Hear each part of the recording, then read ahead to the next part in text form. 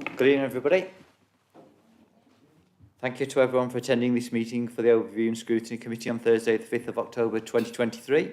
My name is Councillor Aidy Riggott and I am the Chair of this committee. Please note this meeting is being live streamed on YouTube. Members in the chamber, when you want to speak, please raise your hand to indicate to me that you wish to speak. When I invite you to speak, please turn your microphone on. Please turn your microphone off when you are finished speaking. Please can everyone ensure their phones are turned to silent. We're not expecting a fire drill, so if the alarm sound, please exit the way you came in. Apologies. I believe we have Councillor Margaret France for her health scrutiny report, Councillor Michelle Brown and Councillor Pauline McGovern and Councillor Michelle Marinell are on Teams, and Councillor Platt is joining this committee for the first time, I believe, so welcome. First time this time. New start. Okay, declarations of interest. Members are reminded of their responsibility to declare any pecuniary interest in respect of matters contained in this agenda. If you have pecuniary interest, you must withdraw from the meeting. Normally, you should leave the room before the business starts to be discussed. You do, however, have the same right to speak as a member of the public and may remain in the room to enable you to exercise that right and then leave immediately. In either case, you must not seek to improperly influence a decision on the matter. Item 2, minutes of the meeting Thursday the 1st of August 2023 of the Overview and Scrutiny Committee, pages 3 to 8. Are there any issues to raise on the accuracy of the minutes? I believe Councillor Ainsworth would like to provide an update.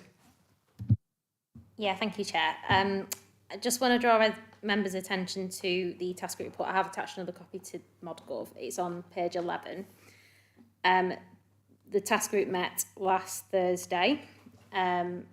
Just from the feedback from the meeting, members just felt that the table on page 11 didn't add an additional to the report, so that will be taken out, and that more detailed information broken down by award will be provided as part of implementing recommendation 5 in the report, which is information to be provided to neighbourhood area meetings. So that's my update. Thank you. Most helpful. Unless there's any further comments, the minutes be approved. Do we all agree with that? Thank you. Item 3, public questions. There are no public questions this evening. So item 4, Executive Cabinet minutes, pages 9 to 14. To consider the Executive Cabinet minutes from the meeting held on the 13th of September 2023. I now invite members to make any comments.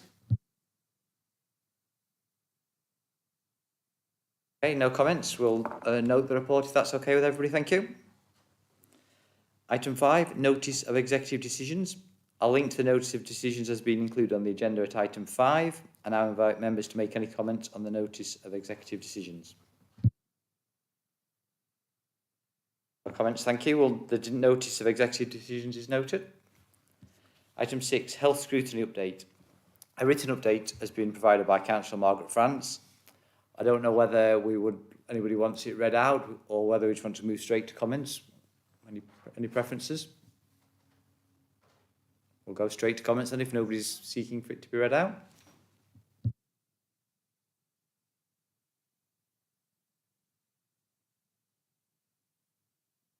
Report.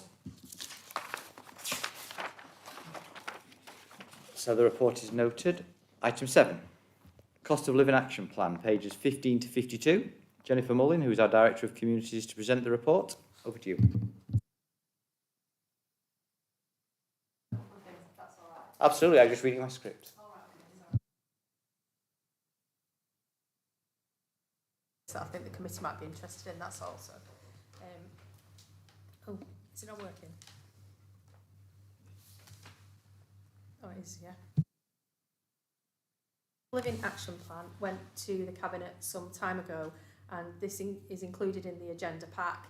As members will recall, there were 5 themes to the action plan. There was partnership, coordination, communication, data evaluation and monitoring, on-the-ground activity and wellbeing support. So on the agenda from page 15 onwards, essentially that is an update of what's happened since the Cabinet meeting. With regard to partnership and coordination, the Chorley Together and Chorley Together Food Group, which emerged during COVID, have been reinvigorated, and we've been working with partners across the VCFS network to deliver household support fund and the holiday activity and food schemes. This section also highlights that although we do have some very strong local structures in place, the council is also working with wider organisations such as Lancashire County Council with the opening of the new hubs that they have. I think the one in Duke Street, which was opened very recently. With regard to communication, the website is up and running with all the details on of where people can get support. And as well as the usual channels of communication, postcards have been dropped in certain areas to make people aware that there is support out there. And staff in the contact centre are also aware of support. They've received training on it so they know where to direct people. Coming to data and evaluation and monitoring, this is, I think, probably the trickiest area of the plan, because we have measures in the corporate plan and we gather data on people accessing support. It's very difficult to sort of monitor and track people after they've been into the council or to one of the organisations for support. So if you see on page 38, there's a little man called John, and he takes you through all the different steps that we would like to see people take when they come for support to the council or an organisation. This does happen, but sometimes it doesn't. Some people come for a one-off payment and then we don't see them again. Some people engage partly but then drop off. And some people only come when they're at crisis points, so they'll come and will, provide support for lots of different areas, and then they'll disappear, and 6 to 8 months later they'll come back with the same issues. So, as I say, we can provide numbers and case studies, but I think one area perhaps we need to look at and think about is how do we balance giving people help, track them without being too intrusive on the lifestyles, and so any suggestions around that would be quite very welcome. So moving on, we've got on the ground activity, and members will know what's happening with food clubs, uniform swaps and the HAF programmes. And finally, we've got wellbeing. So we now have a 6-week confidence building course at Chorley Sheds, and we're looking at other health and wellbeing programmes. So I think in sort of final summary, cost of living, I think the issues are going to be around for a while. I think as a council, we should do what we can to help when we can, but we have to be mindful of the resources that we do have. I think it is important that we acknowledge the communities teams that work in our communities, and also the VCFS network that are very, very supportive. I think what's equally important actually with the cost of living plan is the gaps that it started to highlight and the emerging issues that are coming through. So if you look later on in the report, there's an example on page 45 of the furniture poverty issue that we're coming across. We currently work with LCC under the One Roof scheme, but we're finding some people aren't eligible, and it's quite a limited scheme. So, we're in the stages of looking at finding maybe an alternative provider, and there's been some work done around maybe linking up with the Brick in Wigan, which is all in the report. So it is a challenging area. I think it is important that we do give it consideration. I'd be welcome to any suggestions or questions about how we can improve it. Thank you, Chair. Thank you, Councillor Murray. Anybody like to add anything further from the presentation report? No? Okay. Yeah, that's a good question. Over to members. Councillor Lees. Yeah, thank you, Chair. Do we have any details of the people who are applying for the housing support, etc. fund? Where are they getting their information from? I mean, are they getting it all through the web or?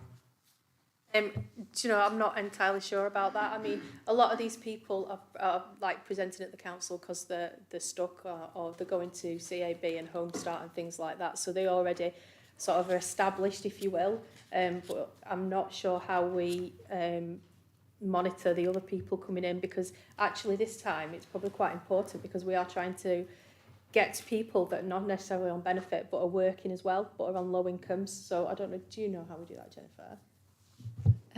We do assess people who come through via the website, so we can see the number of clicks. So we can say that X number of people accessed via the website. We can also analyse the people who are ringing us up. What we can't say is the number of people who've responded because they've seen it on social media. We can say how many people have looked at it and clicked on it. And we can't really say how many people who've seen the postcards have come into us, but we can see how they've contacted us via website, social media, or through the phone number, contact us directly.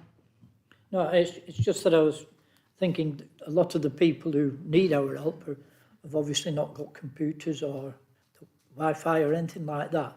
How do we get through to those people to say there's help available?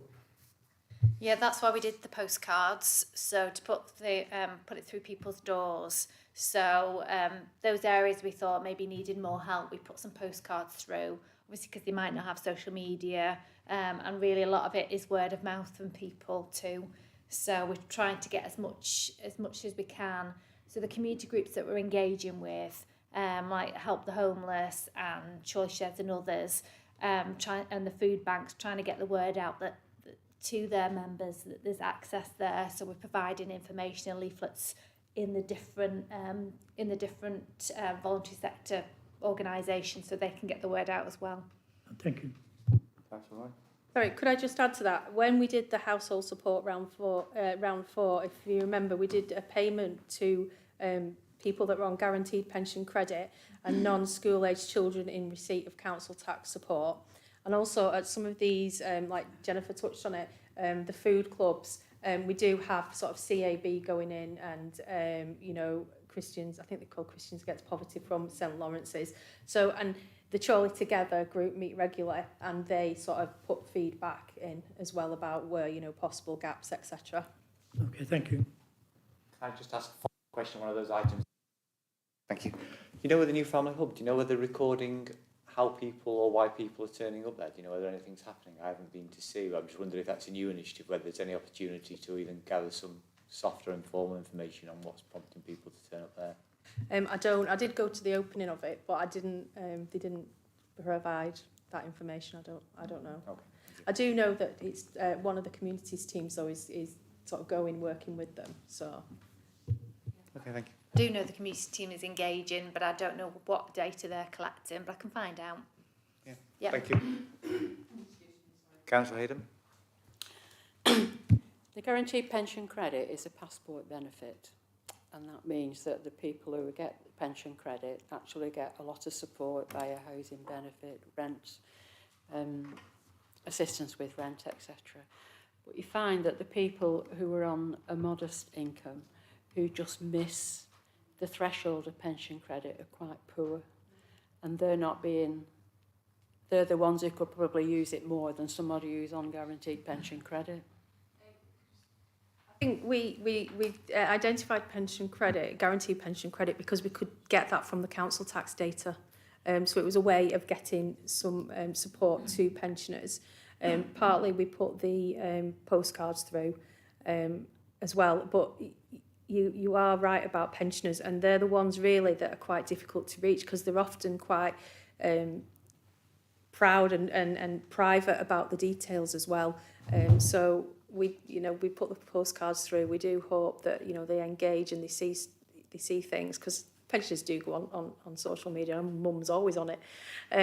But they are one of the hard to reach groups. Can I just ask how you decided where to post the postcards? I think it was working with the partners in Choice Together network of people who accessed the facilities like the food banks, to say that these are the particular areas that they were concerned about.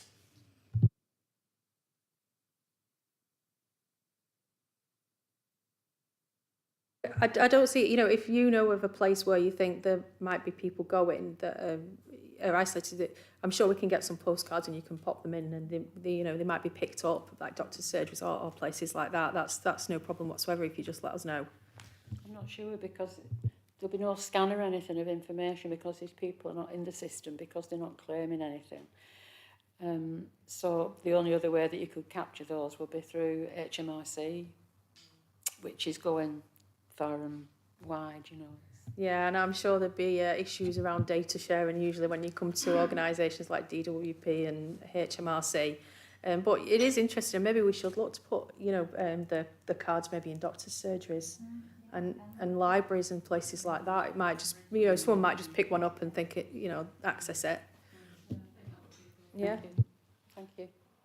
Yeah, I think I would definitely support the idea of trying in libraries. You often be surprised the amount of lonely people on the edge of something who are using a library just for that comfort or that getting out and stuff. So I think that's worth a try. I think pushing an open door there. I wanted to ask you a couple of questions on funding, because we've had 4 rounds of half, is it now? I just wondered how much we've had. Is there any future commitment? I'm not sure whether there is any more. Is there, where you think it might go? I don't think there is any sort of firm commitment on it. But we were discussing this before, Jennifer and I. Actually, when you look at the sort of overall cost of living support we've had, it's quite difficult because we've had so much and from so many different sources. So we think probably about $500,000 in total. But then when you think about it, some of the neighbourhood priorities focusing on cost of living, some of the grants that come in have been cost of living. So actually to give it a big number, I mean, you could do the affordable warm, the household support and the half, you know, individually, but it's all those other bits that that would be hard to sort of measure, because of course we do the commissioning every 3 years to the partners, and they're bound to be dealing with cost of living because, you know, that's the issues that they try to support. You know, they support people that are facing difficult issues, and cost of living is obviously the main one. So I think it would be quite difficult, I think, to do a massive trawl and see how much actually is around cost of living. I suppose where I was coming from more was, how concerned are we about the sustainability of being able to continue to deliver some of the programmes we're delivering, if agendas are moving on and we've had significant chunks of money in different guises, and that starts to dry up, I guess. Well, I suppose being cynical, there's a general election coming at some point, so I can't see the funding being, you know, reduced at the minute. But you are right; it's something that we do need to take into consideration, because moving forward, you know, if we don't have the money, then we have to think about maybe different ways that perhaps we can deliver the same thing or something slightly different, but still tries to capture people. Councillor Hayden? Just a couple of suggestions that might be for the postcards. Might be the WI, because there's a lots of elderly ladies join the WI, and also the UA3, University of the Third Age, or U3A, whatever it is. Those could be areas that might be useful. Thank you, Councillor Marinell. I apologise if your hand's been up some time and I didn't notice you. I'll forgive you on this occasion. Going back to the postcards, Bev, we ran a successful warm spaces / hub last winter, and I'm assuming we'll be doing that again going forward. It might be worthwhile putting postcards with those providers that provide the warm spaces and warm hubs. Yeah, no problem with that. And some of the warm spaces actually continued running over the summer, and we changed them slightly to welcome spaces. So I know some of the groups are keen to continue with that, or, you know, for as long as they can. So hopefully we will have some provision as well during the coming winter. Great, appreciate it. Thank you. I assume that hand's going down. Bill, thank you. Is there any further questions, anybody? No? Okay, well, thank you very much for your time, and we'll note the areas that you asked us to consider in case people have reflections on them at some point or something further comes along. I will let you know about those. Thank you very much. Feel free to enjoy your evening if anybody wants to leave.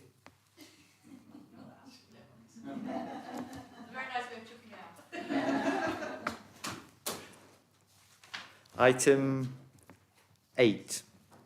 First monitoring report, select move overview and scrutiny task group, October 2023, pages 53 to 66. You taking that, Councillor Howarth?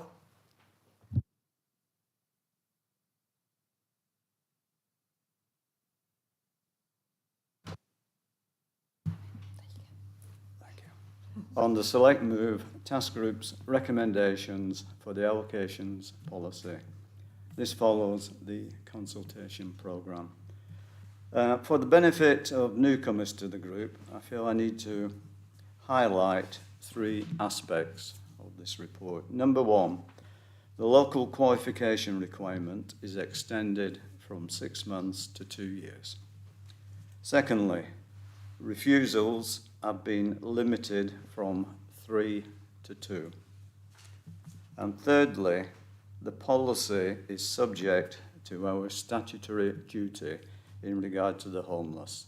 In other words, our statutory duties would override this policy if the situation arose. At the next stage, the policy needs to be signed off. Following this, the Select Move teams will update the IT system, bring everything up to date, and hopefully everything will be operational by next February. Once again, I feel our thanks are due to members of the task group for producing a report that has been so acceptable to our partners.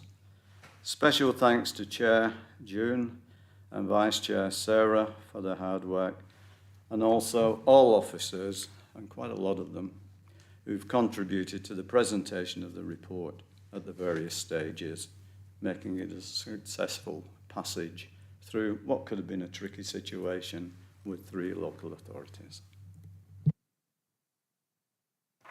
Thank you, Councillor Howarth. I think we all echo those thanks. Is there anything else you'd like to add in the presentation of the report?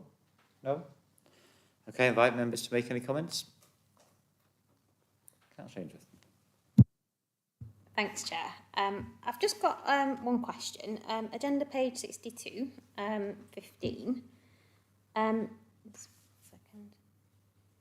Just says, develop a greater understanding and insight into the housing association's makeup and demographics of the people moving into the area through the 25% allowance, not through Select Move.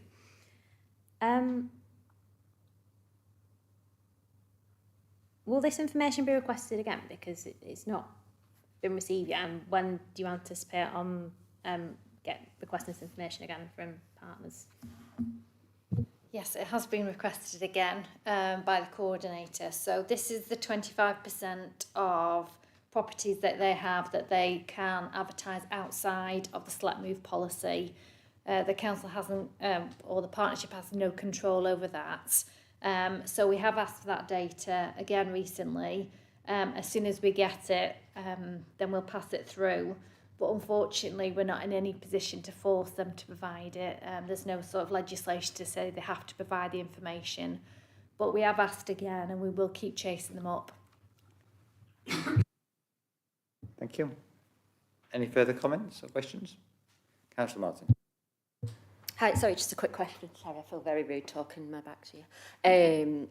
I actually met with Housing last week about a number of residents within my ward that are bidding on properties, and they actually gave me quite a lot of data that was really, really useful, and I thought it might be something that's very useful to distribute to members on a regular basis. The wait list times per week for each ward, and the number of people bidding on average properties, so 2-bed houses, 2-bed flats, 3-bed houses, that kind of thing. I just found that information very, very useful to be almost pre-armed when you're talking to residents who are saying, I'm bidding on houses, to actually have that information to know realistically what their wait times are going to be, and to be able to say to them, you're bidding on houses, you're going to wait a very long time. What about a flat? You're going to have a much less wait time. So I just found that information useful. I thought other members might find it useful. Yeah, so the update of the Select Move system shows now hex diagrams of each of the different wards. So you can click on each of the hex diagrams it tells you the wait time, but it also tells you for that particular area, it also tells you what properties have been in that particular area. So you can, if you really want to, on the Select Move system, really get down to types of houses available and wait times for particular addresses. And so really it gives people a picture if they're particularly focusing on an area, what the potential time would be, which in some cases is extremely long. Thank you. I think Councillor Martin had an excellent idea. Maybe I think all 3 of us for Buckshot Whittle may be contacted by similar residents recently on that, and as a new councillor I too found it quite informative. Is that dashboard or that visibility reasonably accessible to members? So if we do get contacted, it's something we can look at just to have some idea of the latest information before we maybe contact officers for support. Yeah, I think it's it should be on Select Move, so you should be able to see it generally live on Select Move. Was the link sent, was it, to the Select Move system? Or was it a table? No, it was Angela actually downloaded all the information for me and emailed it all over to me. Okay. So she, I actually had quite a long conversation with her about it, and then she got all the information, but she actually got it for me for across the borough as well to be able to compare times and bidding as well. On the system, you can get that live yourself if you want to, on the Select Move system. Yeah. Is it possible that maybe we just circulate a note on how that works and a link to new members and refresh existing ones? I think we might all find that useful at some point. Thank you. Any further comments or questions from anybody on this item? Okay, well, thank you very much for your time. We will note the report. Thank you. Look forward to the next update. Again, if you would like to enjoy the rest of your evening elsewhere, we won't take it personal. Sorry. There was a mistake, I think, in one of the, it's going back to the last item on page 44, one of the floor charts. I'm sorry, I meant, right, I should have. Should pick that up at the end of the meeting. But I didn't know whether Jennifer needed to know before she went. We'll pick it up and have a look, if not, we'll drop it through. Okay, thank you. Item 9, wheelchair accessibility, pages 67 to 72. You can take it. Adam Nixon, who's our Head of Property and Development, is to present the report. Over to you, Adam. Thank you. So I was tasked just to prepare a bit of an update on the Council's current responsibilities and what we're currently doing with regards to wheelchair accessibility across council buildings and externally in Chorley. Starting really with regards to the Council has its own equality framework, which we're implementing across Chorley and South Ribble Councils, a shared framework. And equality considerations must be taken into account within every decision-making process that we do. On any project or any piece of work, we have to undertake an impact assessment, which should be completed, and it should address any concerns around any protected characteristics and assess what impact it will have. And then that should be then implemented within the project once it's identified. And this should be done on from the outset anyway when we do our business plans as well. So we'll undertake equality impact assessments to identify what impacts there will be, including wheelchair accessibility on any projects that we'll be delivering or any works we'll be doing across the council. With regards to our legal requirements, the council must fall in line to the Equality Act as well. So anything with regards to anything we are doing, it should be in line with that. It should be at the heart of anything any works we undertake or any decisions we make. And it's something that we, again, reflects in our equality framework and in the impact assessment. So that's something we take into account. Going back to anything around construction and works, we also have a legal obligation to deliver works in line with building regulations, which is specifically around Part M, which is around accessibility into buildings and ensuring that people who need wheelchair accessibility have that and are able to access buildings as easily as possible and not being prejudiced on that. And then anything we do with regards to any design as well, we should be taking that into account. So any new buildings as well or any new developments will be accessibility at the heart of that as well. With regards to our planning powers, it's something we look at as well when somebody submits a new planning application around accessibility, and in line with the National Planning Policy Framework, looking at the importance of inclusive environments and inclusive design, so promoting new developments and buildings to be designed with accessibility and consideration for other protected characteristics as well. And then with regards to our own buildings, there has been accessibility works been undertaken in the not too distant past, and it's something whenever we do any works, a consideration again, as we touch on, to make sure that we deliver it in line with our equality policies and HR and recruitment. So when we again falling into our quality framework, it's something that we consider with regards to when we're recruiting and looking at any reasonable adjustments we need to take when interviewing or appointing a new member of staff. And it's something, like I say, it's considered all the way through that process. And again, it's that reflected in our disability, the council's disability confidence as well, meeting all the requirements, and within our workforce strategy as well. And the council is undertaking a lot of work across the borough, and we have a partnership with external bodies such as Shot Mobility, which we've been supporting for the last 17 years, with grants and supporting them with regards to helping them deliver their services within Chorley as well. So it's just probably a quick whistle-top tour of what we're currently doing. So happy to take any questions on that.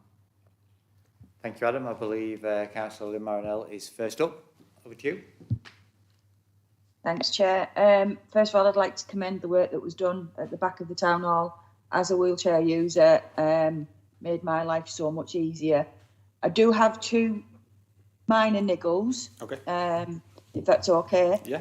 If I come in through the front door, I can't come in that way in my wheelchair, because when I swipe my key card to come in, there's the door's super heavy, and in a wheelchair user, it's difficult to pull open, and it's the time delay is not enough. Okay. So I nearly fall out my chair trying to open the door and get through it. But I have to wheel backwards and forwards super fast to get through. So that's the first niggle. Okay. And the other one is around the door to the toilets. Again, the disabled toilet door is really heavy and difficult to use, as is the main door going into the area. I don't know how we would get around that, to be fair. But it's something that we need to bear in mind, because as a wheelchair user, it's very difficult. No. Well, thank you very much for your comments, and like I say, it's something I'll take away and get the team to look at, especially around the front door and the disabled toilet doors. No problem. I'll feedback on that. Appreciate that. But other than that, superb job, well done. Thank you very much. Thank you. Thank you. Any further questions or comments from anybody? Yeah, I just like to comment. Councillor Moss? Thank you, Chair. Well, the council are doing a brilliant job with the drop curbs and that. As somebody who occasionally uses a mobility scooter, a lot of cars just totally regard them and park over them, you know. And parking on the pavement is another pain in the where. Yeah. You know, it makes life very difficult, not only for wheelchair users, mobility scooters, but people with prams as well, which can be very difficult, and especially if you have a small child with you as well as a pram. Yeah, with regards to that, like I say, it's a lot. If he's on highway, it's a lot of the time. There's nothing that we can do. Yeah, you know, but it's like I say, it's something we can take raise it with forward if to county. If there's a persistent area, we could raise it with Lancashire County Council and see if there's anything we could do. So if there is anything, I'm happy to drop me a line. Right. Before I bring Councillor Ainsworth in, I'll just slightly, maybe for everybody's information, add to Adam's comments there, that if it's matters of obstruction and blocking the pavement, it's the police you have to contact. The county council only have the powers to enforce breaches of traffic regulation orders where they've laid double yellow lines, etc. If there are requests for new ones of those, but we often go around in a circle on that matter sometimes. And I think parts of Chorley definitely have challenges, because areas that were old and pavements were very narrow and roads are very narrow, everybody's competing over very small space. But I do recognise those concerns.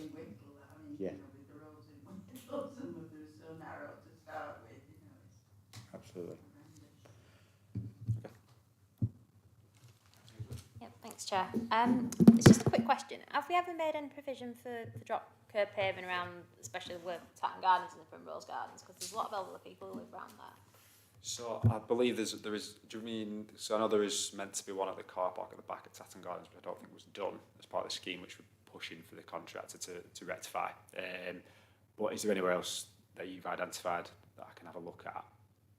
Possibly Primrose Gardens as well, Primrose, because you do have a lot of other people living in there. And then I've been approached as well, council around there as well, about issues with drop curbs. Okay.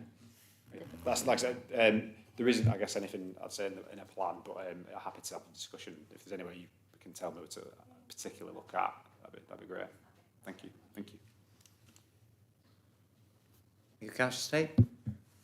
I don't know if it's within your responsibility, but you know, I think I did ask it a few years ago, but the business grants that the council does, you know, like for the town centre businesses and for some of the other different stuff, is that part of the sort of tick box to also make sure that they have disabled access and stuff? Because I know I raised a couple of issues a few years ago, and I know particularly with the town centre buildings, I know they're not in the council's ownership, and they have challenges because they're quite old buildings, you know, things like the Rose and Crown and other, in terms of the steps and stuff. I know there were quite a couple of examples a few years ago where some of the businesses had received grants and they thought the answer was, yeah, well, we've got my ramp. Anytime somebody turns up, I'll get my ramp out. But I know there's young lady that we know that actually had to be carried up the steps, you know, to go to some of these restaurants and things like that, and she couldn't get in, and it was like, well, the council was saying, yeah, we've just given all this money to this business, and it was kind of like, well, can we not? I mean, I know there's challenges, isn't there, with some places because they're old buildings and things, but I just wonder whether or not that could be encompassed into some of the frameworks and stuff. Or It's like I say, it's something that I don't administer with regards to the grants, but it's one of my colleagues, but I can definitely pick that up. But yeah, I can look into that and come back to you if that's okay. Yeah. Any further questions or comments? No? Well, thank you very much, Adam, for your time. Again, you're free to enjoy your evening. We will note the report and move on to the next item. Thank you. Item 10, Overview and Scrutiny Work Programme, pages 73 to 74. The current work programme, as agreed by the committee on the 1st of August, is attached for your information. I would like to update the committee as regards the water safety training session requested by members. The organiser, Becky Ramsey, has been contacted and she is available to come to committee on the 14th of March next year. And secondly, as regards the Suicide Prevention and Bereavement Support Task Group, there is a course being run by Lancashire Mind in November, which members may wish to attend as a foundation prior to the task group next year. Officers will be able to make contact with representatives from Lancashire Mind with a view to inviting them to the task group.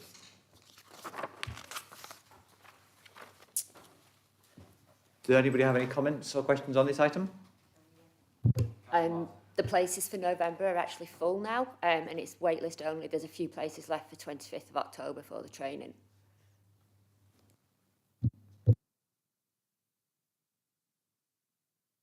Were any of the members hoping to attend on that?